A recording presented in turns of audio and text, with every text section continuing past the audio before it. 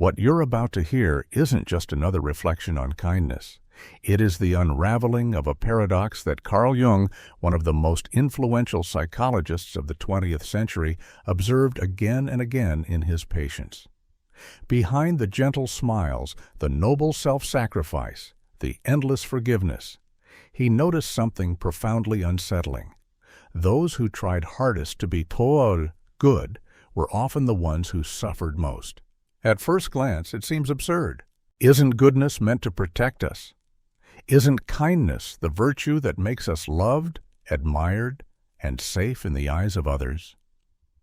Yet Jung realized that the very image of the perfect good person is not only misguided, it is dangerous. Think for a moment about how society paints the portrait of a good person today. They are endlessly available. They never say no. They forgive instantly, without question. They put others' needs before their own, even if it costs them dearly. This is the ideal, an image polished by religion, culture, and even family traditions. From childhood, many of us were taught, be the good son, the good daughter, the one who never complains, who sacrifices, who makes peace at all costs. But what happens when this mask of goodness becomes our identity? Jung warned, when kindness is confused with self-erasure, when love is mistaken for the absence of boundaries, the good person begins to crumble from within. They become their own executioner, slowly, silently, willingly. It is a tragic irony. The brighter someone tries to shine, the more fiercely they push their shadows into hiding. Imagine trying to hold a ball underwater. The harder you press it down, the stronger it resists, until finally it bursts to the surface with uncontrollable force. Jung saw human nature in the same way. The shadow, as he called it, the dark, denied aspects of our psyche, does not vanish just because we refuse to look at it. On the contrary, the more we deny it, the more power it gains. This is the hidden cost of blind goodness. Picture kindness as a glowing lantern. Society tells us, to keep that light alive, you must shut out everything else: anger, desire, limits, even your quiet cry for recognition. But Jung saw the flaw. By silencing half of our being, we do not become saints. We become fractured souls, hollow and fragile. How many times have you felt that whisper within, the one that says enough, only to strangle it before it reaches your lips? How many times have you buried your exhaustion, your rage, your quiet despair, telling yourself, a good person wouldn't feel this? Every time we deny those voices, we don't ascend closer to perfection. We descend further into brokenness, and this is where Jung's revelation takes a haunting turn. The more we strive to be perfectly good, the stronger the shadow grows. Like a neglected prisoner pounding against the walls, the shadow demands to be heard. The result? Those who dedicate themselves to saintly kindness often find themselves consumed by bitterness, resentment, and fatigue. Their light flickers not because they were unkind, but because they refused to embrace the fullness of who they were. Yet Jung's message was not one of despair. He wasn't urging us to abandon kindness or to embrace cruelty. He was asking us to awaken, to see that true kindness does not come from denial. It comes from integration. To be truly good is not to erase our anger, our desires, our limits. It is to honor them, to weave them into the tapestry of who we are. A kindness that ignores the self is not kindness at all. It is fear masquerading as virtue. But a kindness that arises from wholeness, from the courage to stand in both light and shadow, that is the kind of goodness that can transform a life.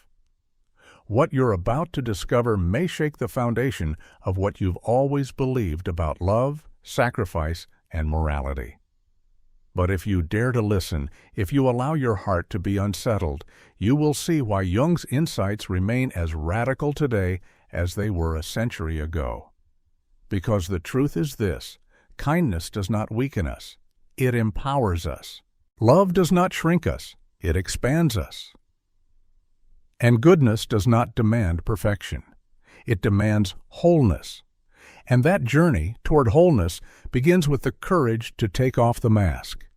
When Jung spoke of the shadow, he wasn't being poetic. He wasn't describing a vague metaphor for bad moods or sinister thoughts. He meant something precise and unavoidable, a psychological force buried within every human being. It is the repository of everything we're told is unacceptable.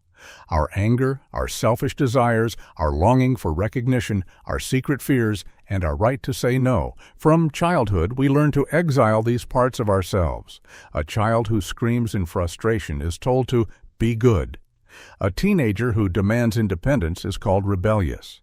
An adult who asserts boundaries is often branded selfish, and so we begin hiding these pieces of ourselves, pushing them deep into the unconscious. But here lies the danger. What is denied does not disappear. It waits, it builds, it gathers strength in the darkness, like a river dammed up, pressing harder and harder against the walls. The moment the barrier weakens, it crashes through with violent force. Jung described this with the metaphor of trying to hold a ball beneath the surface of water. The harder you press it down, the stronger it fights to rise. And when your arms grow tired, when you least expect it, it explodes upward, splashing and chaotic. The shadow behaves in exactly this way. For those who pride themselves on being endlessly kind, the eruption of the shadow can be especially destructive. It leaks out in ways that seem small at first. Passive-aggressive remarks after doing a favor, silent bitterness when boundaries are crossed, hidden sadness when their needs are ignored. But over time, this suppressed energy mutates into something more corrosive: resentment, manipulation, or even physical illness born of emotional strain. The paradox is cruel. The very people who strive hardest to be good often become the most vulnerable to the unconscious vengeance of their own shadow. They want to be the light in every room, but the shadow follows them everywhere, whispering, reminding, demanding to be seen. You can see this pattern not only in individuals, but in entire cultures. History is filled with societies that prized excessive politeness, rigid obedience, and self-denial, only to find themselves erupting in sudden violence, revolutions, or collective cruelty. The shadow, denied collectively, becomes a storm that no one can control. Jung himself saw this in the rise of fascism in Europe, where repressed national humiliation, anger, and envy, ignored for years, burst forth in monstrous ways. But let's return to the personal level, to the daily lives of those who consider themselves inherently kind. These people often construct their entire identity around being the helper, the caretaker, the peacekeeper. The very idea that they might have a dark side terrifies them, as though acknowledging it would shatter their self-image. And so they double down on denial, smiling brighter, giving more, forgiving faster. Yet denial carries a cost. Imagine trying to live with half of yourself locked away in a dark cellar. Eventually, the banging on the door becomes impossible to ignore. Repressed anger does not vanish. It leaks into sarcasm, cold silences, or an unspoken hostility that poisons relationships. Suppressed needs do not disappear. They transform into manipulative attempts to get attention without ever asking directly. Unacknowledged fear does not dissolve. It becomes anxiety that gnaws at the edges of every interaction. Jung saw this cycle again and again. The stronger the mask of goodness, the more dangerous the shadow that lurked beneath it. And yet Jung insisted the shadow is not our enemy. It is not a demon to be cast out, but a teacher to be listened to. It holds not only our darkest impulses, but also our unclaimed power, our courage, our assertiveness, our capacity to protect what we hold sacred. By rejecting the shadow, we don't just bury our flaws, we bury our strength. Think of someone who has spent their whole life being the good one. They were told that anger is bad, that setting boundaries is selfish, that their needs come last. So they suppress not only their anger, but also their ability to stand tall, to say no, to take up space. Their kindness becomes brittle, fragile, like a glass mask that cracks under the smallest strain. This is not real kindness. It is fear dressed as virtue. Fear of rejection, fear of conflict, fear of being unworthy. And fear, Jung warned, is never a solid foundation for a meaningful life. True kindness, kindness that empowers rather than depletes, cannot exist without the shadow. It requires acknowledging the fullness of who we are. It means accepting that our anger, though uncomfortable, is sacred. It signals when our boundaries have been crossed. It means admitting that our need for recognition is not shameful. It is part of being human. And it means seeing that our darker desires are not always destructive. They can fuel creativity, passion, and resilience when harnessed consciously. To integrate the shadow is to gain access to this hidden reservoir of power. It is the difference between living as a candle that burns itself out and as a fire that warms others without consuming itself. But integration is not easy. It asks us to confront what we fear most about ourselves. It demands honesty, courage, and the willingness to be unsettled. It requires us to step into the darkness, to touch the parts of ourselves we've been told to hate, and to discover that they are not monsters. They are pieces of us waiting to be reclaimed. The rise of the shadow is not something to fear. It is something to understand. For only when we see it clearly can we begin to live not as fractured beings, but as whole ones. Imagine someone who has built their entire identity around kindness. They are the friend who never says no, the colleague who always stays late, the family member who sacrifices silently. To the outside world, they appear noble, dependable, almost saintly. But Jung saw the hidden cost. Their so-called kindness is not a gift. It is a prison. This prison is made not of stone or iron, but of invisible expectations, both internal and external. Society praises them for their selflessness. Families rely on them to maintain peace. Friends call them the Rock, never realizing how heavy that title becomes. Every time they silence their own needs, every time they swallow their anger, they lay another brick in the walls that confine them. What begins as a virtue slowly becomes a cage. Their kindness no longer comes from freedom, but from fear. Fear of rejection, fear of conflict, fear of being unloved if they dare to disappoint. The tragedy is that they confuse this fear with goodness. Jung warned that this is not kindness at all. It is self-erasure disguised as moral virtue. History offers many examples of this dynamic on a larger scale. Entire cultures have elevated sacrifice as the highest ideal, teaching generations that to give endlessly is the noblest path. In certain traditions, women were celebrated for their willingness to endure silently, to serve without recognition. Soldiers were glorified not only for bravery, but for their readiness to abandon their own desires for the sake of the group. Yet beneath the surface, countless individuals suffered, their private dreams extinguished in the name of duty. In the modern world, the pattern remains. Look at workplaces where employees are praised for going above and beyond, even if it means neglecting their health. Consider the countless parents who exhaust themselves, believing good love means giving everything and asking nothing in return. Reflect on the friendships where one person is always the listener, the comforter, while their own struggles remain unseen. These are the quiet prisons of blind kindness. Jung emphasized that such patterns don't arise out of nowhere. They are rooted in deep psychological conditioning. Often, they begin in childhood.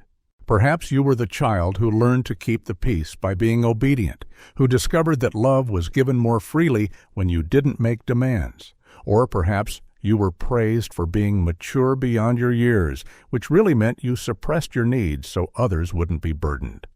These invisible lessons crystallize into lifelong scripts. To be loved, you must give without limit.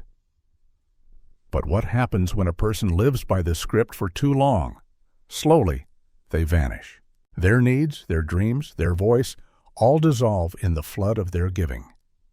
They may still appear strong and radiant, but inside there is hollowness, exhaustion, a silent cry for recognition.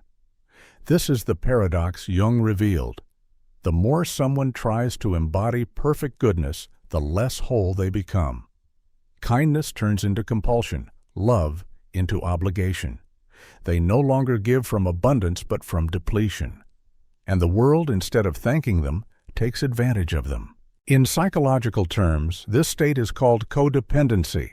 It is a cycle where one's identity becomes tethered to how much they can provide for others. It feels noble at first, but over time, it corrodes both self and relationship. The giver becomes indispensable, yet invisible, needed, but not truly known. The receiver, meanwhile, never learns responsibility or reciprocity, trapped in a dynamic of dependence. Jung compared this to living as half a person. Without integrating the shadow, the anger, the needs, the capacity to say no, the good person remains incomplete. Their life becomes a performance, a constant effort to maintain the mask of virtue. But no mask can last forever. Eventually, cracks appear. Resentment seeps out. Depression creeps in. Relationships, once balanced on their self-sacrifice, begin to fracture under the weight of their unspoken pain. The prison of blind kindness is not built overnight. It is constructed brick by brick, yes by yes, silence by silence. And by the time the walls are high, the person inside often forgets there was ever a door. They mistake their captivity for character, their exhaustion for morality. Yet Jung's message was clear. This is not destiny. The prison has no lock. The key lies within, the courage to reclaim the parts of the self that were banished, to embrace not only the light, but the shadow. To say at last that true kindness cannot mean destroying oneself for others. Blind kindness is, in truth, not kindness at all. It is fear wearing the mask of virtue. It is a prison that robs both the giver and the receiver of growth, intimacy, and authenticity. And unless we dare to see the bars, we will never know the freedom that real kindness offers. There is a peculiar kind of loneliness that haunts those who give too much. At first, their life appears full, friends who rely on them, family who admire their patience, colleagues who praise their dedication. But beneath that surface of connection lies a silence that few dare to admit. It is the loneliness of being surrounded by people who know your kindness but not your heart. Blind kindness creates a paradoxical trap. The giver is indispensable, yet invisible. They are always the one to pick up the phone, to show up at midnight, to carry the burdens that others cannot or will not shoulder. And yet, when their own soul cries out for help, they often find nothing but emptiness in return. People have grown so accustomed to receiving from them that it doesn't even occur to offer anything back. This silence is not merely inconvenient, it is devastating. It seeps into the soul, eroding joy, suffocating dreams. The endlessly giving person wakes one day to find themselves surrounded, yet profoundly alone. Think of the countless parents who dedicate their every breath to their children, only to feel discarded when those children grow up and rarely look back. Consider the loyal friend who becomes everyone's confidant, always listening, always comforting, but who notices that when they are the one in pain, no one asks the deeper questions. Or the diligent employee who makes the workplace run smoothly, only to realize that in times of crisis, they are thanked with words but abandoned in practice. This loneliness is not born from lack of company. It is born from lack of reciprocity. Jung saw it clearly. When kindness is given without boundaries, it doesn't create intimacy. It creates imbalance. The giver becomes a resource, a function, an endless well to draw from. And resources, no matter how vital, are rarely loved for themselves. The exhaustion that follows is not just physical, it is spiritual. It is the deep weariness of someone who feels invisible in plain sight. Their body shows up, their hands give, their voice says yes, but their inner world, desires, pain, fears, remains unacknowledged, even to those closest to them. This is why Jung described it as a kind of soul death. To exist only for others is to slowly lose oneself. The person becomes an empty vessel, defined only by what they provide. Their own dreams wither, their passions fade, their identity dissolves into service. And yet society continues to praise them, mistaking martyrdom for moral greatness. But beneath the praise lies a cruel irony. The very people they sacrifice for may never truly know them. Relationships built only on one-sided giving lack the foundation of genuine connection. The giver becomes essential, yes, but not loved in the fullness of their humanity. History provides echoes of this suffering. In many traditional cultures, those who lived lives of relentless duty, the dutiful wife, the selfless monk, the obedient servant, were admired publicly yet suffered privately. Their worth was tied entirely to what they gave, never to who they were. The loneliness of these roles was seldom spoken of, but it burned quietly, generation after generation. In the modern age, the pattern persists in subtler ways. The perfect employee rewarded with more work instead of rest. The good friend expected to always be available. The partner in a relationship who silently absorbs every disappointment for the sake of peace. Their lives become case studies in quiet despair, masked by a smile that convinces others everything is fine. The cruelest part of this loneliness is that it feels undeserved to admit. The giver often scolds themselves. How can I feel lonely when so many people depend on me? And so, instead of voicing their emptiness, they give even more. They hope, deep down, that if they just keep pouring themselves out, someone will finally notice the emptiness of their cup. But notice rarely comes. And so the fatigue deepens. It becomes more than tiredness of the body. It becomes fatigue of the soul, a heaviness that no amount of rest can cure. The joy of living, the spark of desire, the curiosity of the heart, all seem to drain away. What remains is a mechanical existence, where every day is just another round of giving without receiving. This is the unique prison of the overgiver, to be admired yet unseen, surrounded yet isolated, alive yet hollow. But Jung's message, once again, was not condemnation. It was hope. He saw that this loneliness was not inevitable, but the result of a false script. By mistaking self-erasure for kindness, the giver chained themselves to a pattern that could, in fact, be rewritten. The truth is stark but liberating. True kindness cannot be one-sided. True connection cannot exist where one is always giving and the other always taking. And true love cannot grow where one person is invisible. The loneliness of the giver is a warning sign. It signals that the soul is starving. It points to the need, not for more sacrifice, but for balance, for the courage to be seen, to be heard, to be loved not just for what one provides, but for who one truly is.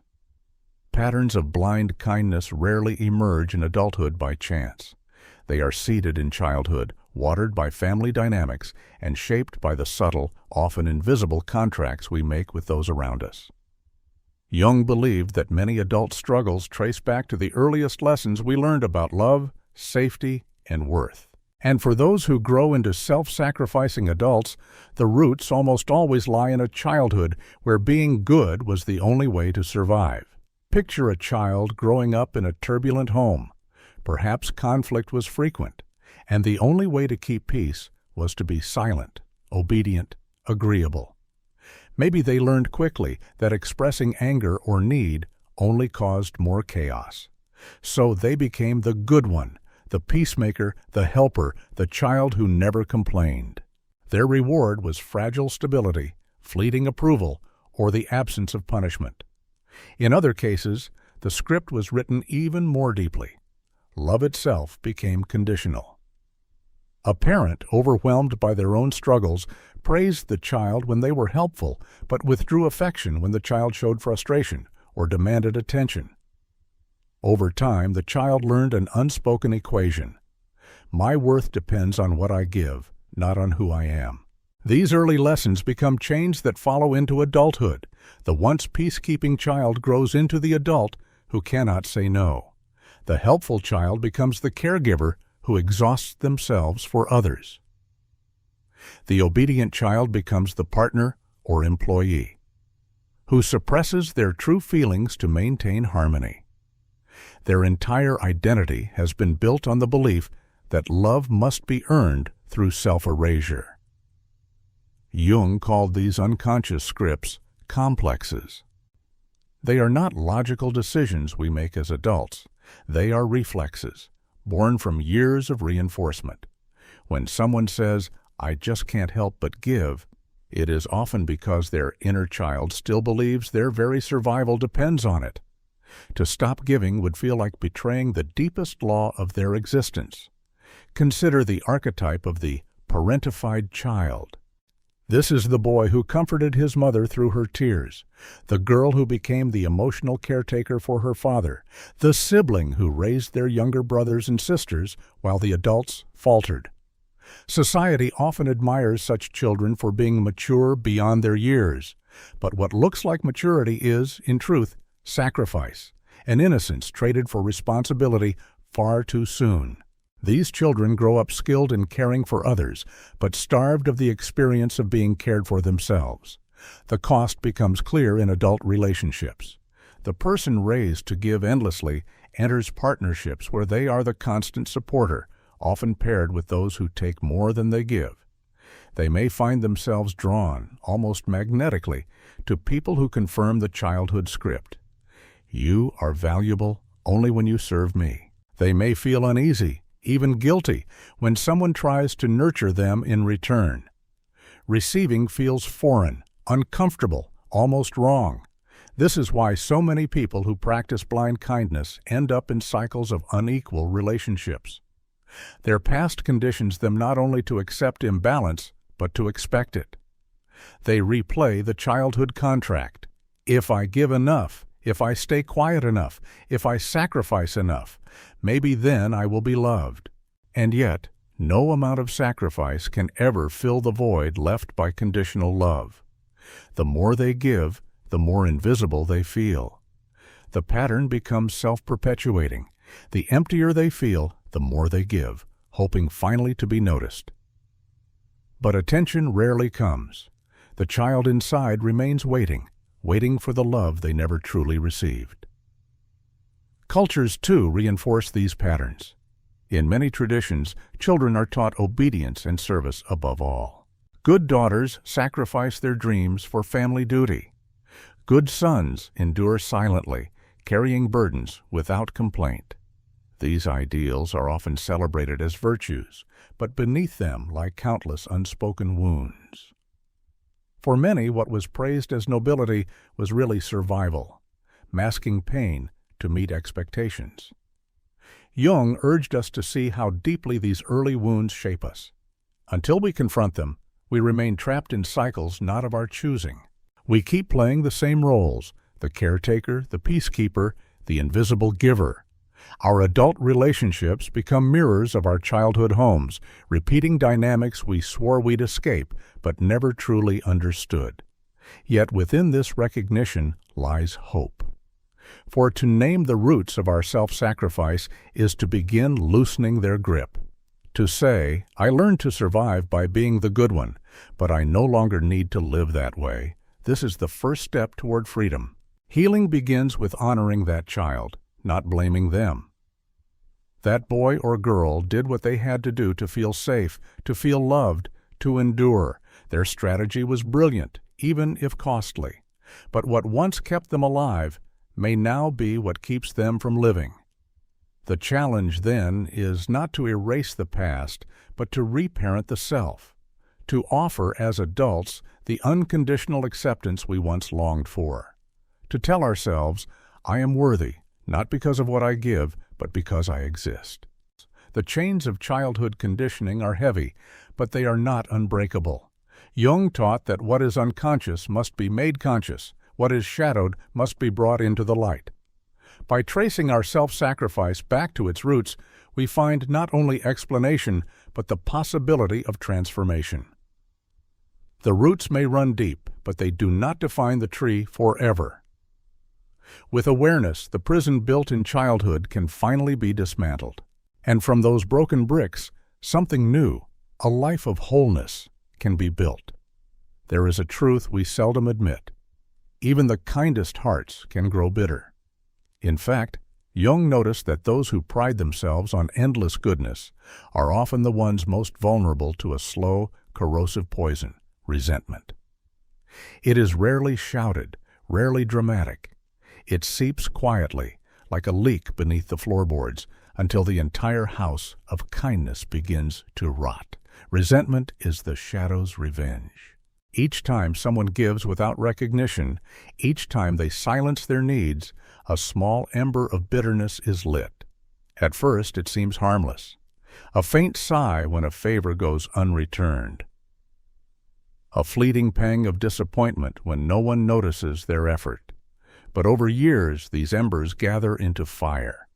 They transform the sweetness of kindness into something darker, more suffocating. The paradox is cruel. The person who devotes their life to helping others ends up resenting the very people they serve. They smile while offering support, but inside a silent thought whispers, "When will someone finally do the same for me?" And when that moment never comes, the kindness becomes laced with invisible strings, expectations that others will never meet. This is the hidden danger of blind giving. What begins as love slowly twists into obligation. What once felt free now feels like debt. And debt, unpaid, always breeds resentment. Jung warned that repressed emotions do not disappear, they mutate. The anger denied in the name of kindness often returns in distorted forms: passive aggression, manipulative guilt, subtle withdrawal of affection. The giver, who once took pride in their generosity, may find themselves growing cynical, distrusting, even hostile. And all the while, they remain unable to admit the truth, that their endless giving was never as selfless as it seemed. This is not a condemnation of kindness. It is a recognition that without balance, kindness cannot sustain itself. The overgiver, by refusing to set boundaries, creates a dynamic where resentment is inevitable. They give more than they can afford, yet expect, often unconsciously, that someone will notice, repay, or at least appreciate them. When that recognition doesn't come, the bitterness deepens. History offers haunting parallels. Nations that sacrifice endlessly for others without acknowledgement often turn inward, bitter and defensive, lashing out at the world they once tried to serve. Religious movements built on total self-denial have, at times, collapsed into cruelty, punishing dissent with ferocity born from centuries of suppressed desire. The pattern is universal. What we repress, we eventually weaponize. On the personal level, the poison of resentment shows up in familiar ways. The devoted spouse who spends years putting their partner first, only to feel invisible in return, may one day erupt in rage or fall into icy withdrawal. The loyal employee who sacrifices weekends for the company eventually stops caring, their kindness curdled into apathy. The perfect friend, who has always been there for others, might suddenly vanish, tired of being taken for granted. And yet, resentment rarely arrives with clarity. It disguises itself. Sometimes it appears as guilt. Why do I feel so angry when I've chosen to give? Sometimes it emerges as despair. Maybe I was never worthy of being loved in return. At other times, it hardens into judgment. People are selfish. No one cares as much as I do. The tragedy is that the resentment, unspoken, poisons not only the giver, but also the receiver. Relationships grow tense, brittle, haunted by invisible debts. The person who gives endlessly may insist they expect nothing, but beneath the surface, they are tallying every unmet need, every unnoticed sacrifice. Those around them sense it, even if they cannot name it. The relationship becomes a fragile performance, love eroded by the silent weight of unacknowledged bitterness. But Jung insisted, the shadow is not the enemy. Even resentment has wisdom, if we are willing to listen. Resentment is a signal, a flare sent up by the soul. It tells us, Your boundaries have been crossed. Your needs are being ignored. You are giving beyond your capacity. If ignored, resentment destroys. If acknowledged, it transforms. It becomes the spark that reminds us to pause, to reflect, to reclaim the parts of ourselves we have abandoned. In this sense, resentment is not only poison, it is also medicine. It shows us where we have betrayed ourselves in the name of goodness.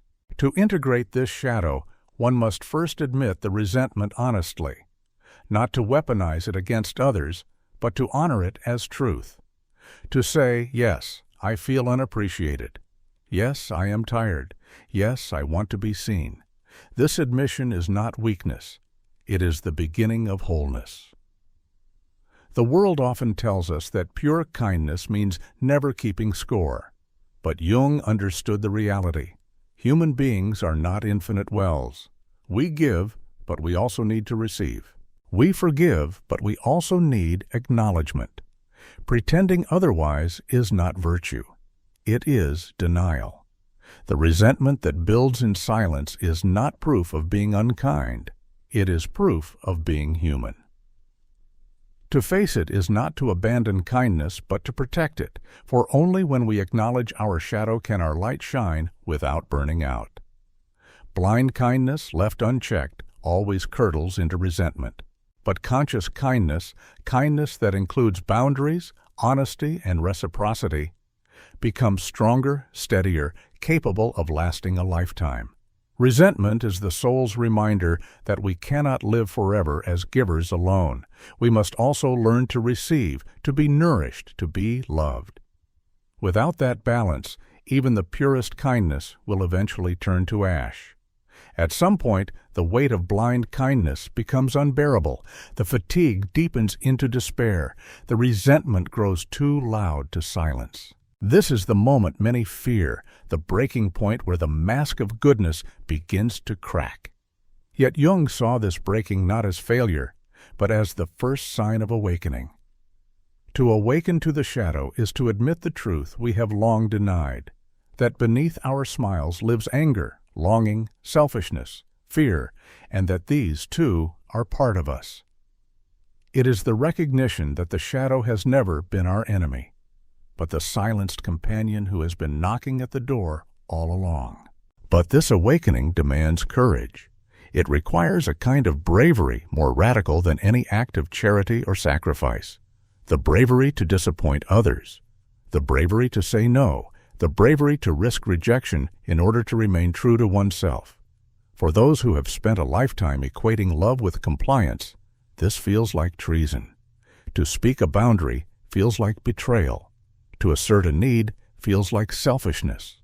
Yet Jung warned, to ignore the shadow is to betray yourself. This is where the journey of transformation begins. And though Jung's psychology was rooted in the early 20th century, echoes of this truth can be heard across cultures and centuries. The Stoics of ancient Rome urged balance, to know anger but not be consumed by it, to feel desire but not be enslaved by it. They believed that virtue was not denial, but mastery.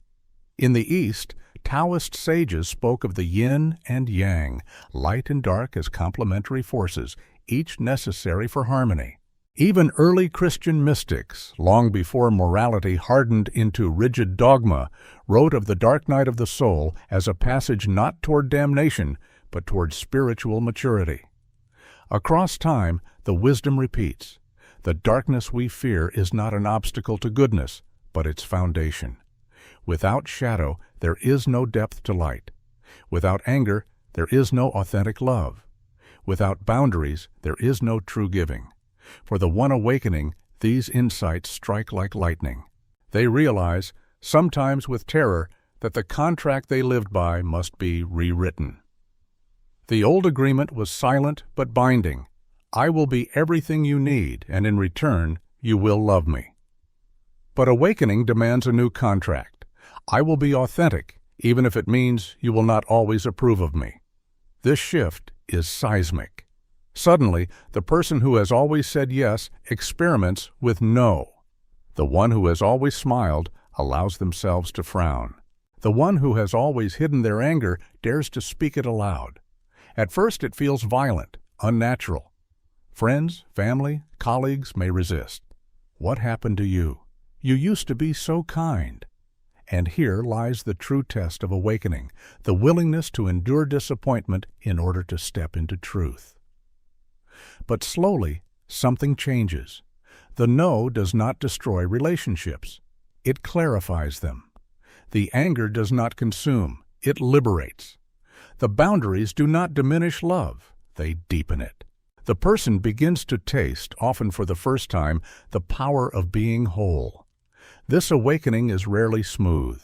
It is more often messy, unpredictable, like turning on the light in a room that has been dark for decades.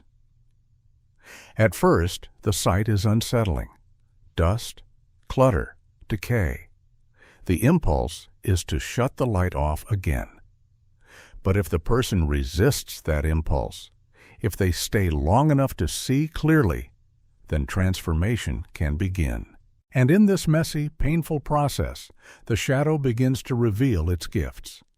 Anger, once feared, becomes a compass pointing toward violated boundaries. Resentment, once suppressed, becomes a map showing where the soul has been overgiving. Sadness, once buried, becomes an invitation to rest, to care for the self. Even selfishness, when acknowledged, becomes the seed of self-respect, the recognition that one's own life too deserves nourishment. To awaken to the shadow is to realize that wholeness is not about becoming flawless, but about becoming real. It is to reject the false ideal of endless goodness and embrace the messy, contradictory, fully human self. This is the point at which kindness transforms. It ceases to be blind, obligatory, exhausting. It becomes conscious, deliberate, empowered. Instead of a flame that burns itself out, it becomes a fire that warms without consuming. Without. The awakening Jung described is not only psychological, it is spiritual. It is the discovery that the divine does not live in one half of our being, but in the union of both. To love without shadow is not love at all. It is submission. To give without limit is not generosity. It is erasure. To live without darkness is not holiness. It is denial. Awakening to the shadow means stepping into paradox. I can love and be angry. I can give and say no. I can shine and still honor my darkness. It is a terrifying paradox at first, but also the most liberating. For it is only here, in the messy integration of opposites, that true freedom begins. When most people hear the word boundaries, they imagine walls, cold, hard barriers that push others away. But Jung and many wisdom traditions before him understood boundaries differently. They are not walls. They are sacred lines, invisible yet essential, that define where we end and where others begin. Without them, kindness loses its integrity. With them, kindness becomes sustainable, powerful, and real. For the person who has lived a lifetime of blind giving, setting boundaries feels unnatural, even dangerous. To say no feels like betrayal. To assert I cannot give right now feels selfish. This is because their identity has been built upon availability, compliance, and sacrifice. But Jung argued that without boundaries, we lose not only our strength, but our dignity. We become ghosts of ourselves, present but not truly alive. Boundaries begin with one radical act, recognizing inherent worth. Not the worth that comes from what we give or how we serve, but the worth that comes from simply existing. When we honor our own value, boundaries no longer feel like cruelty. They feel like honesty. Consider the metaphor of a garden. A garden without borders is quickly trampled, overgrown, invaded. But a garden with clear edges flourishes. It protects its resources while still offering beauty and nourishment. Boundaries function the same way.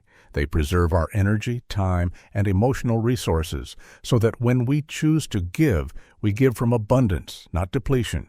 Modern psychology echoes this truth. Therapists often remind clients, no is a complete sentence. It does not require explanation, apology, or justification. Yet for those conditioned to endless kindness, that sentence feels unbearable. They fear that saying no will make them unlovable. But what they fail to see is that without no, every yes becomes meaningless. A yes without choice is not generosity. It is slavery. The paradox is fascinating. Boundaries, far from diminishing love, actually deepen it. When we say yes out of freedom rather than obligation, our giving carries authenticity. Our relationships, though fewer, become stronger. Some people may drift away when we stop being unconditionally available, but those who remain are the ones who respect us as whole beings, not just as resources. Cultural wisdom affirms this. In Japanese philosophy, the concept of ma, the space between, teaches that emptiness and boundaries are essential for beauty. In music, silence between notes gives the melody its meaning. In art, empty space gives form to shape. In relationships, boundaries give depth to love. Without them, everything collapses into noise, clutter, chaos. Boundaries also provide protection, not only for ourselves, but for others. By allowing people to experience the consequences of their actions instead of rescuing them endlessly, we give them the chance to grow.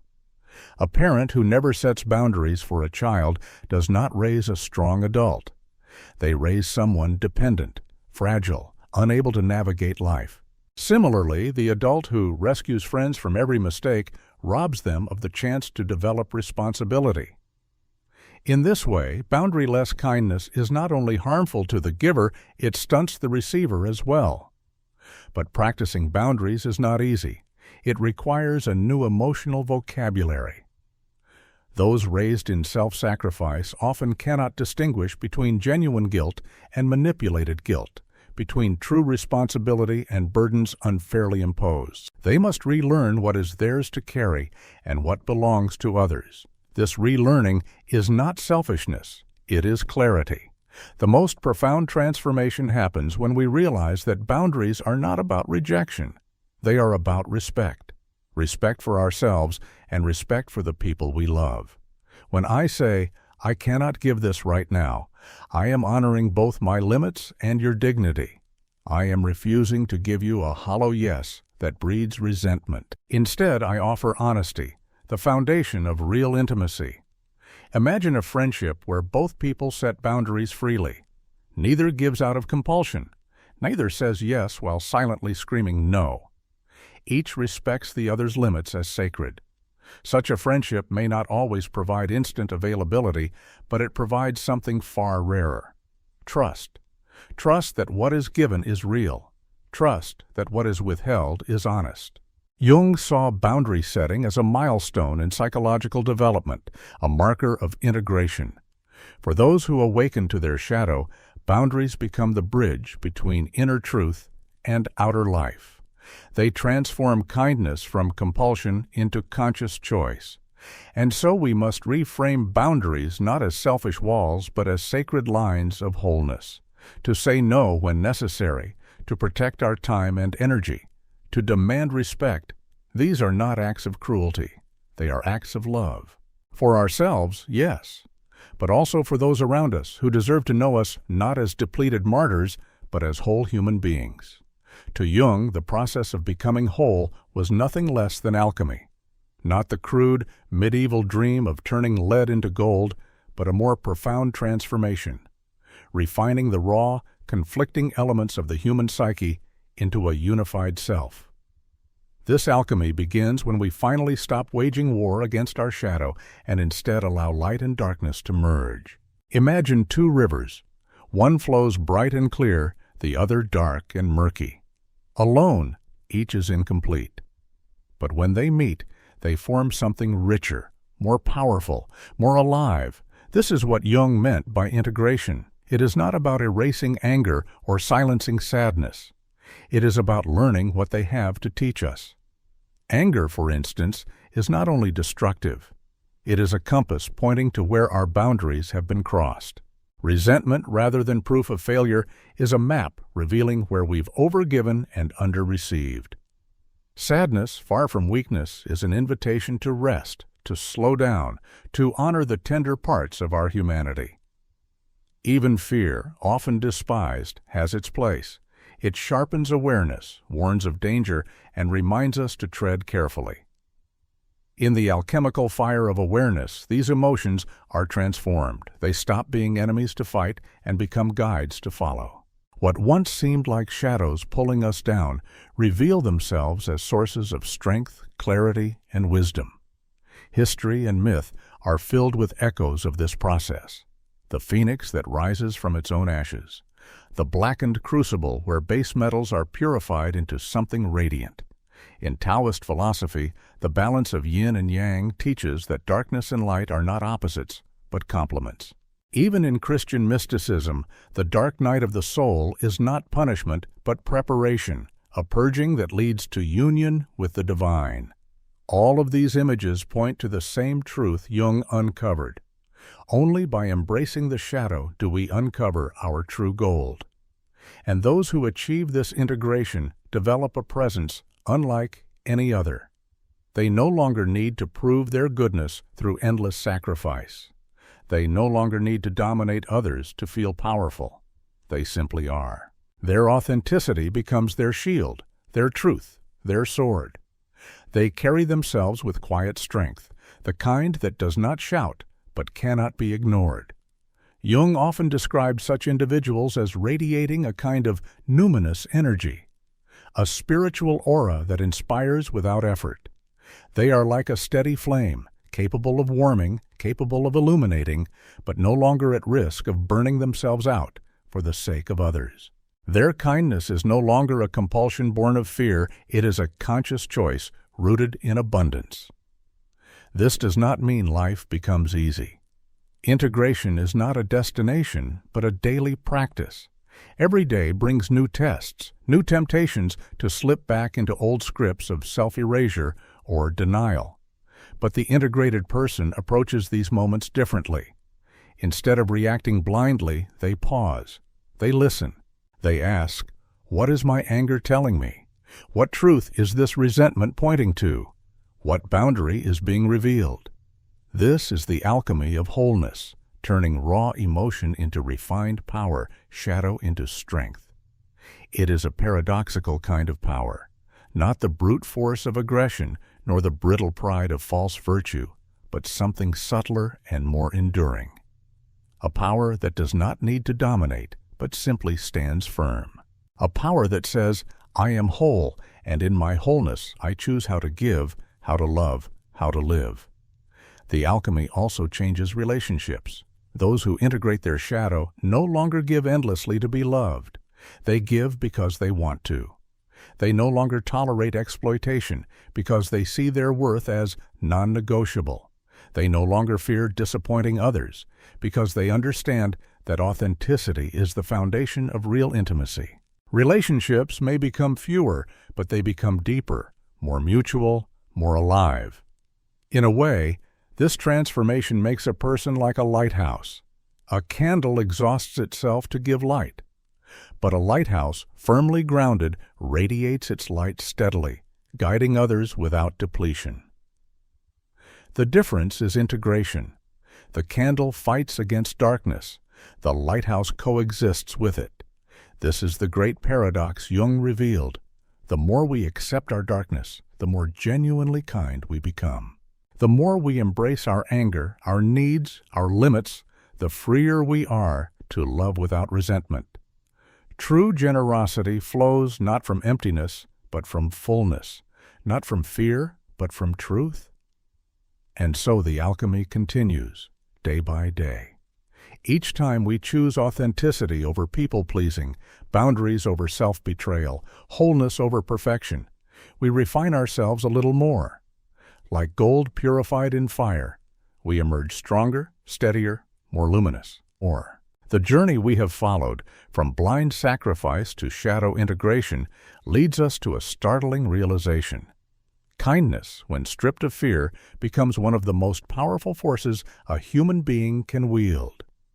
not the brittle kindness that burns out, not the desperate kindness that seeks approval, but authentic kindness, kindness born of wholeness. This kind of kindness is not fragile. It does not collapse under the weight of resentment, nor does it vanish when faced with conflict. It stands steady like a tree with roots sunk deep into the soil. It does not apologize for taking up space, nor does it need to prove itself by endless giving. Instead, it flows naturally, as sunlight falls on the earth, freely, consistently, without demand. For Jung, this was the culmination of psychological growth. To become truly whole meant no longer living in fear of one's shadow, but also no longer using kindness as a disguise for fear. Authentic kindness arises from the acceptance of both light and darkness, from the integration of strength and compassion. It is not about perfection. It is about truth. Consider the difference. Blind kindness says, "I will give, so you will love me." Authentic kindness says, "I give because I choose to, and because my cup is full." Blind kindness says, "I have no boundaries because I fear rejection." Authentic kindness says, "My boundaries are sacred, and my love is even stronger because of them." Blind kindness says, "I am only worthy when I erase myself." Authentic kindness says, "I am worthy because I exist." This transformation changes everything. The person who once exhausted themselves for others now gives with joy, not compulsion. The one who once feared anger now uses it as a compass for truth. The one who once drowned in resentment now listens to it as a guide. And the relationships around them shift too. They no longer attract only those who take. They begin to draw people who can give in return, who respect limits, who love them as a whole being. It is not an easy path. Integration is not a single victory, but an ongoing practice, a daily dance between shadow and light.